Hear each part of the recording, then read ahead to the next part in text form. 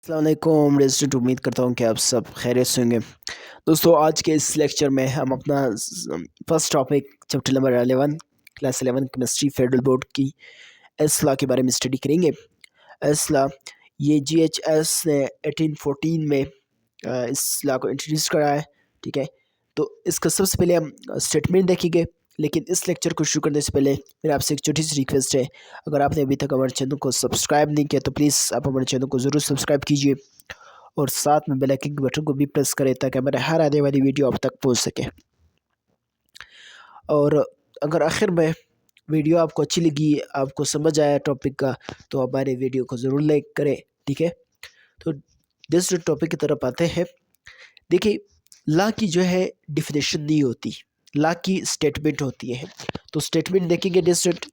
ठीक है, it state that enthalpy change in the chemical reactions is same whether the reaction take place in single step या several step। District यहाँ पर दो terminologies एक terminologies हम समझेंगे। एथैल्पी, एथैल्पी क्या है? जब एनर्जी रिलीज होता है, ठीक है, अमाउंट ऑफ एनर्जी को आप एथैल्पी कहते हैं। ठीक है, इसने कहा कि it state that enthalpy change the chemical reaction is same, यानी जितना एनर्जी रिलीज हुआ है या ऑब्जर्व हुआ है वो उतना ही रहेगा, अगर रिएक्शन एक ही स्टेप में हो या मुख्तलिफ स्टेप में हो, एनर्जी उतना ही होगा। फॉर एग्जाम्पल, एक रिएक्शन हुआ एक स्टेप में, ठीक है, इसको अभी मैं आपको अच्छी तरीके से समझाऊंगा डिस्टेंट। मैं पेज उठा के आपको अच्छी तरीके से समझाऊंगा। ठीक है डिस्टेंट, डियर स्टूडेंट, अभी मैंने पेज उठा लिया ताकि मैं एक सिंपल रिएक्शन लिख दूँ यहाँ पर, फिर आपको समझाऊंगा। ये हमें ये बता रहा है एथैल्पी क्या है, अमाउंट ऑफ एनर्जी या ई। ठीक है, ये कह रहे जितना एनर्जी एक ही स्टेप में रिलीज होगा या ऑब्जर्व होगा, ठीक है, वो अगर रिएक्शन एक स्टेप में हो तब भी उतना है एनर्जी रिलीज होगा या ऑब्जर्व होगा, यानी एथैल्पी उतना ही होगा। या अगर रिएक्शन एक से ज़्यादा स्टेप में हो तब भी यानी एथैल्पी वही होगा। ठीक है, अभी इसको यहाँ पर एक मैं सिंपल रिएक्शन की मदद से आपको समझाऊंगा, तब आपको समझ आ जाएगा। ठीक है, पेन को मैं कर लेता हूँ डिस्टेंट।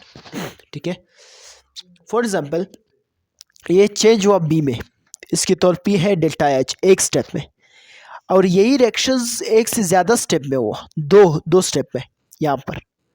ठीक है, तो ये इसके साथ कैंसिल, ये इसके साथ।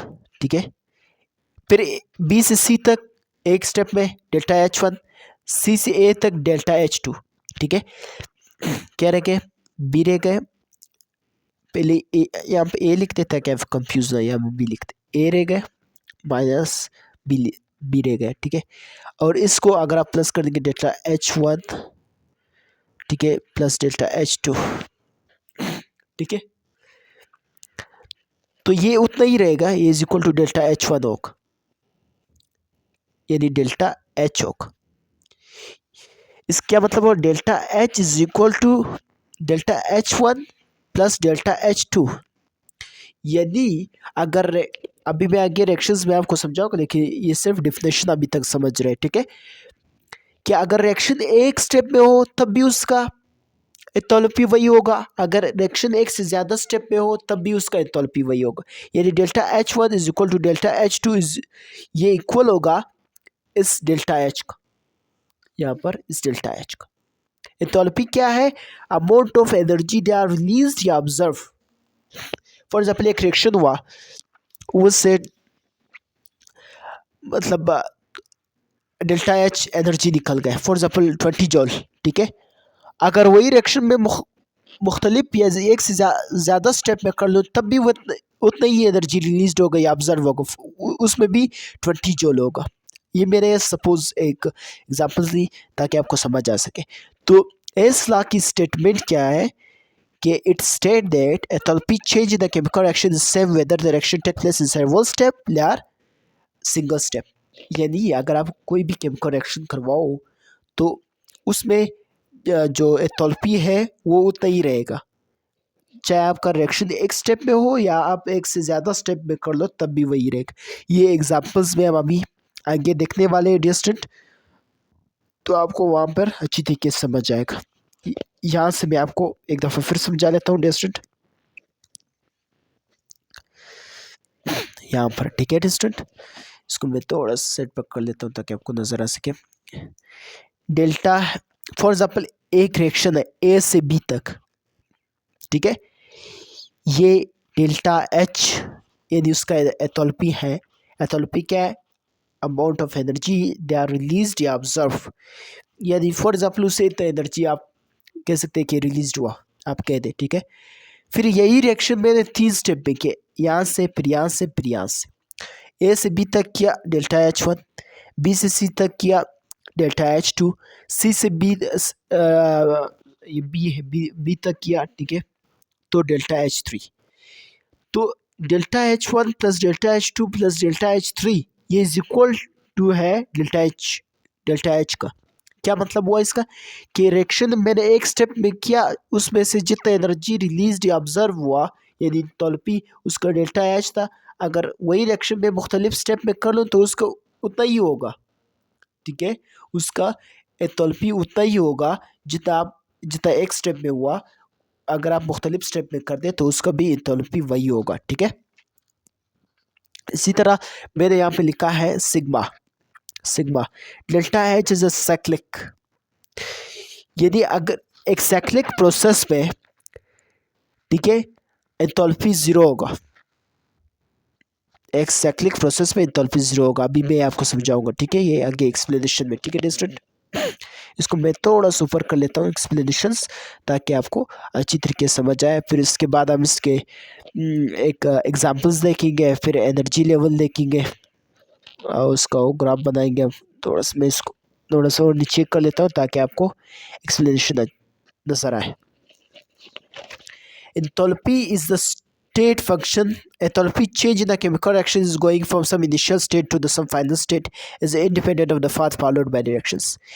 इसका क्या मतलब है कि एंथैल्पी जो है चेंज होता है एक इनिशियल पॉइंट या जहाँ से आप शुरू होते हो और फाइनल पॉइंट जहाँ से आप रोकते हो या ख़त्म हो जाती है रिएक्शंस, उसमें जितना एनर्जी रिलीज हुआ या ऑब्जर्व हुआ यानी जितना उसके एंथैल्पी था वो पाथ पे फॉलो नहीं करता है। अगर रिएक्शन आप एक से ज़्यादा स्टेप में कर दे तब भी उसकी एंथैल्पी वही रहेगी, अगर रिएक्शन आप एक स्टेप में कर दे तब भी उसकी एंथैल्पी वही रहेगी।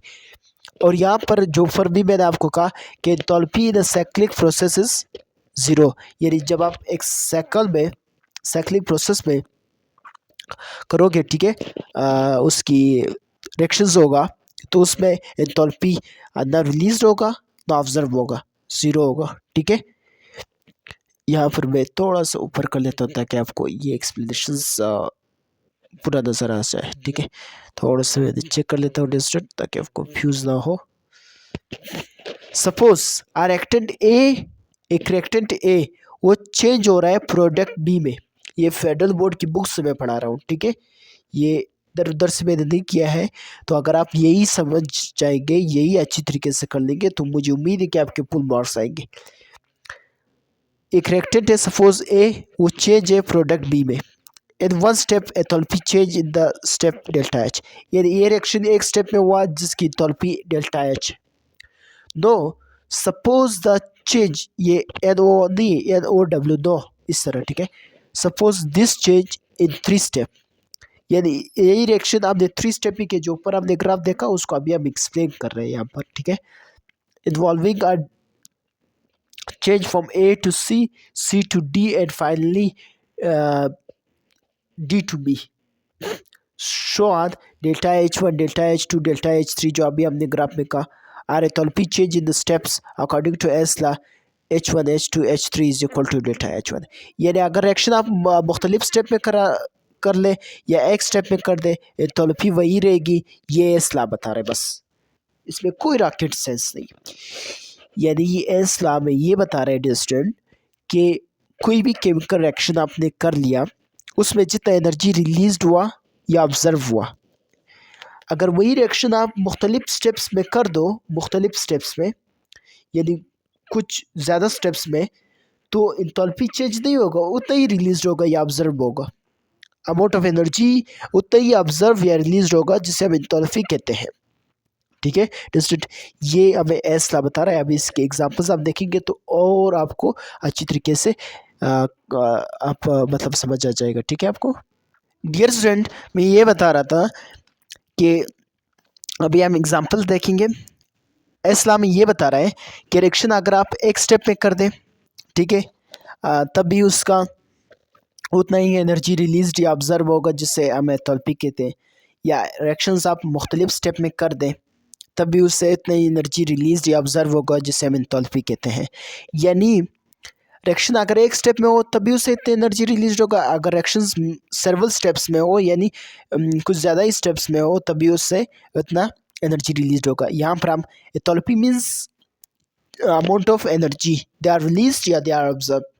ठीक है, अभी एग्जांपल्स में हम इस कॉन्सेप्ट को और अच्छी तरीके से समझेंगे। फॉर एग्जांपल डियर स्टूडेंट, सी यहाँ पर आपने फिजिकल स्टेट लिखना है कि सॉलिड है, गैस है। ठीक है, O2 के साथ रिएक्ट हुआ, CO2 बना, जिसमें निगेटिव क्या मतलब है, रिलीज्ड यानी एक्सोथर्मिक, यानी इतनी एनर्जी रिलीज्ड हुआ, ये इसकी एंथैल्पी है। एंथैल्पी का क्या मतलब, amount of heat they are release या दे आर ऑब्जर्व। उसने निगेटिव 3.5 एनर्जी उसने रिलीज किया किलो जॉल पर मोल। ठीक है डिस्टेंट, इसी स्टेप को, ठीक है डिस्टेंट, मैं इसी रिएक्शन को मैं 2 स्टेप में करता हूँ। कार्बन ऑफ ऑक्सीजन के साथ रिएक्ट हुआ, CO बना, इसने एनर्जी रिलीज किया -110.52 kg पर मोल। इसी तरह carbon CO2 plus of oxygen के साथ रिएक्ट हुआ तो CO2 बना, इसने डेल्टा H2, इसने एनर्जी रिलीज किया, यानी इसकी एंथैल्पी है माइनस मीन्स रिलीज्ड। अगर यहाँ पे प्लस था तो फिर मीन्स कि इसने एनर्जी ऑब्जर्व किया, तो 283.93 kg पर मोल इसने एनर्जी रिलीज किया। तो ये इसके साथ कैंसिल हो गया डिस्टेंट। अभी मैं थोड़ा सा ऊपर कर लेता हूँ, इंशाल्लाह ये भी आपको अच्छी तरीके से समझ आ जाएगा। ठीक है डिस्टेंट, तो सी उसी तरह ले गए, ऑफ ऑक्सीजन तो 1 ऑक्सीजन बना, ये तो कैंसिल हो गया, इसके साथ CO2 उसी तरह। यानी इस दोनों को अगर आप प्लस कर देंगे डेल्टा H1 और डेल्टा H2 को, तो बनेगा डेल्टा H1, तो ये भी बनेगा -3.95 kg पर मोल। यानी इससे हमें यह सबक मिल रहा है स्टूडेंट कि एनर्जी अगर आप रिलीज कर दोगे, सॉरी अगर आप रिएक्शन एक स्टेप में कर दो तब भी उसकी उतनी एंथैल्पी होगी। Enthalpy means amount of heat observe या दे आर रिलीज्ड। या अगर रिएक्शन आप मुख्तलिफ स्टेप में कर दो, एक से ज़्यादा स्टेप में कर दो, तब भी उसकी एंथैल्पी वही होगी, यानी उससे उतना ही एनर्जी रिलीज होगा। ठीक है, उससे उतना ही एनर्जी ऑब्जर्व कर लेगा। ठीक है, तो जिस तरह आपने इस एग्जांपल्स में देखा, एक स्टेप में रिएक्शन किया तब भी उसका उतना, एक से ज़्यादा स्टेप में किया तो उसकी एंथैल्पीज़ को हमने प्लस किया। ठीक है, तब उसका बराबर आए, तो इसका मतलब रिएक्शंस इस पे डिपेंड नहीं करता, सॉरी एंथैल्पीज़ पे डिपेंड नहीं करता है कि आप रिएक्शन एक स्टेप में कर दो या एक से ज़्यादा स्टेप में कर दो।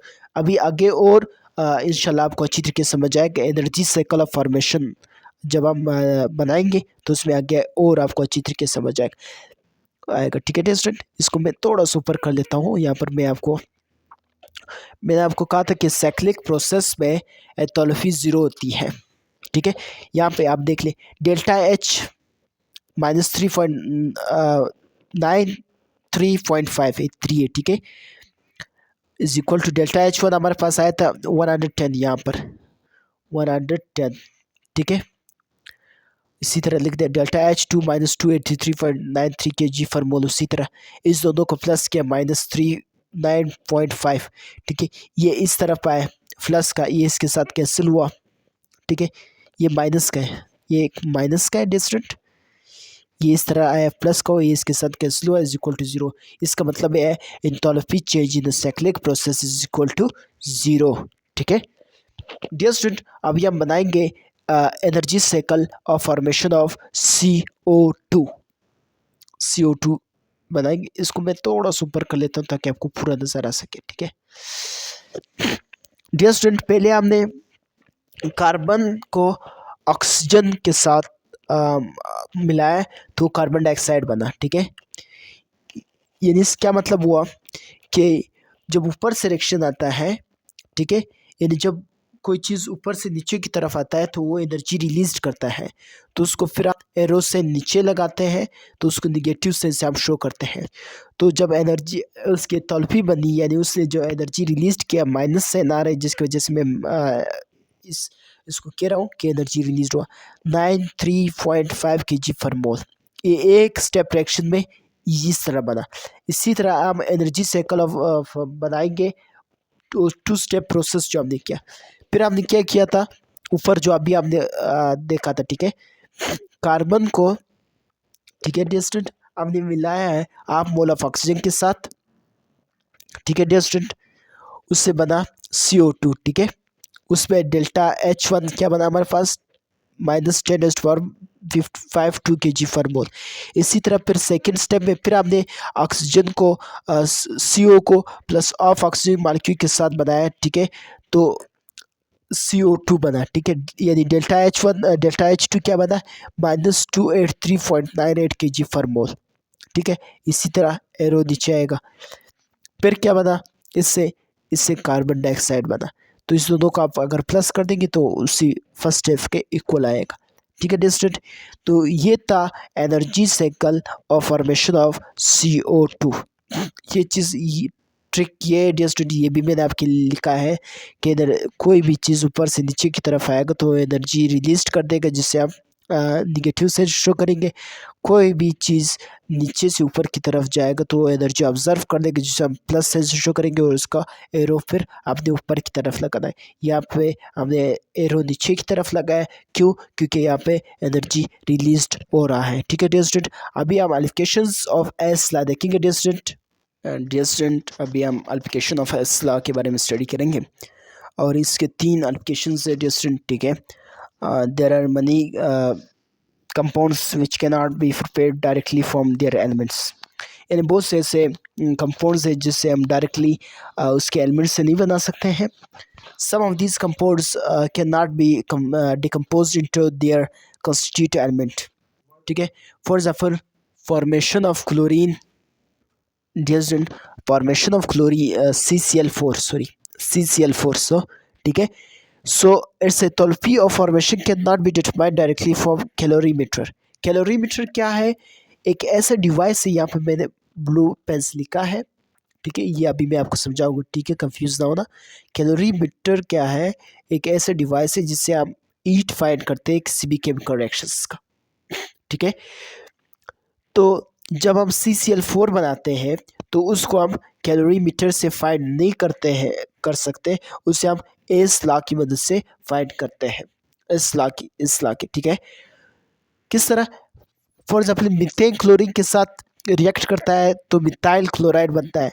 मिथाइल क्लोराइड क्लोरीन के साथ एक्ट करता है तो मिथाइलिन क्लोराइड बनता है। मिथाइलिन क्लोराइड क्लोरीन के साथ रिएक्ट करता है तो क्लोरोफॉर्म बनता है। क्लोरोफॉर्म क्लोरीन के साथ रिएक्ट करता है तो CCl4 बनता है। ठीक है, अगर इसको हम कैलोरीमीटर से वो करेंगे तो इसका मतलब हर एक स्टेप के बाद वो उसकी एंथैल्पीज हमें देंगे, तो उसमें मतलब वो हर स्टेप के हमें अलग अलग देंगे, तो हमें तो अलग अलग नहीं चाहिए, तो हम फिर उसके लिए इस लॉ की मदद से उसकी एंथैल्पीज फाइंड कर लेते हैं। ठीक है डियर स्टूडेंट, अभी फॉर्मेशन ऑफ B2O3, ठीक है, एल्युमिनियम ऑक्साइड, ठीक है, इसके अलग देखेंगे, इसका रीज़न और इसका अलग डियर स्टूडेंट। ठीक है, मैं ऊपर कर लेता हूँ डियर स्टूडेंट ताकि आपको नज़र आ सके। ठीक है डियर स्टूडेंट, मैं थोड़ा सा इसको ऊपर कर लेता हूँ। Formation of B2O3 and aluminium oxide क्या है कि अनरिएक्टेड एलिमेंट है ये। ठीक है, B2O3 अनरिएक्टेड एलिमेंट है, रिएक्शन कंप्लीट नहीं होता है। ठीक है, तो उसकी फॉर्मेशन के लिए हम हेस लॉ की हेल्प लेते हैं। इसी तरह aluminium oxide, formation of aluminium oxide, इसका रीज़न क्या है? इसको unreacted aluminium surface coating oxide यानी एलुमिनियम के सरफेस के ऊपर ऑक्साइड कोट हो जाता है, जिसकी वजह से एलुमिनियम जो है अंदर रहता है डियर स्टूडेंट, ठीक है। और रिएक्शन कंप्लीट नहीं होता है, जिसकी मदद से फिर हम एस ला की मदद लेते हैं डियर स्टूडेंट, ठीक है। तो वीडियो लास्ट में थोड़ी प्रॉब्लम हो गई डियर स्टूडेंट, इंशाल्लाह नेक्स्ट वीडियो में ये मसला नहीं होगा। तब तक के लिए अपने उस्ताद वकील अहमद को इजाज़त दीजिए। अल्लाह हाफ़िज़।